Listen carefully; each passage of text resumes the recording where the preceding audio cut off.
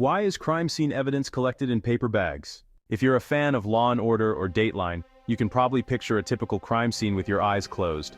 A busy street corner closed off with yellow tape on a rainy day. Police officers with walkie-talkies telling curious bystanders to step back. Finally, a detective squatting over the chalk outline of a person while their assistant collects evidence inside a brown paper bag. That last detail isn't fabricated specifically for movies and TV shows.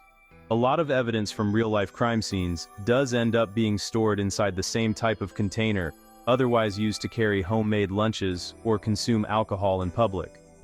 But just because something is common doesn't mean it's self-explanatory.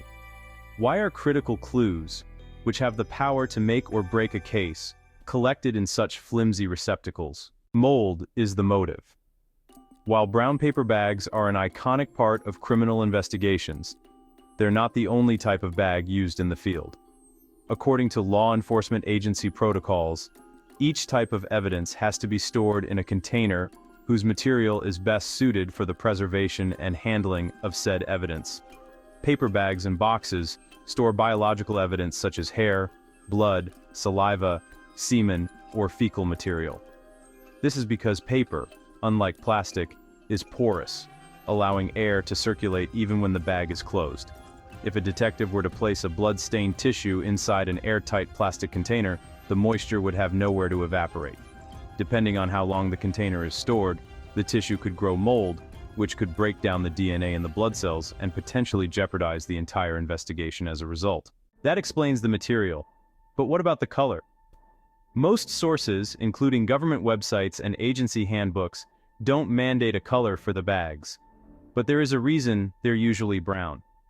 Generally speaking, brown paper bags are not as chemically processed as white paper bags, which are bleached and coated with additives that might react with and compromise the biological material stored inside them. Using brown paper bags avoids that risk. Paper versus plastic. What if the evidence isn't organic? Plastic containers are often used to store electronics or tools, for example.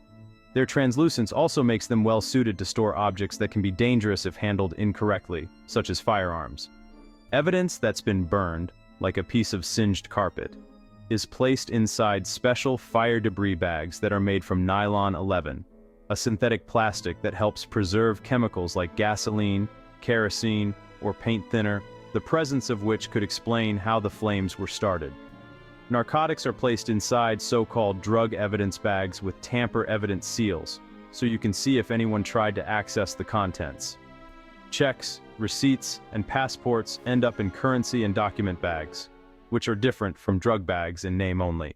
Procedures and protocols. Of course, storing evidence is only half the work. The other half is collecting, and there are protocols and practices for this process too. The standard operating procedure of the Santa Barbara County Sheriff's Office Forensic Unit, for instance, stipulates that officers use a clean pair of gloves for every piece of biological evidence they handle so as to avoid contamination. The procedure also mentions that biological evidence should, where possible, be allowed to air dry before being stored inside brown paper bags. If not, the air drying will have to wait until it's back at the lab. Other tools in a forensic collector's murder bag include sterile swabs, manila envelopes, scissors or razor blades, forceps, and masks to protect investigators and prevent contamination. While using brown paper bags might seem low-tech, this simple method for evidence storage is actually pretty sophisticated.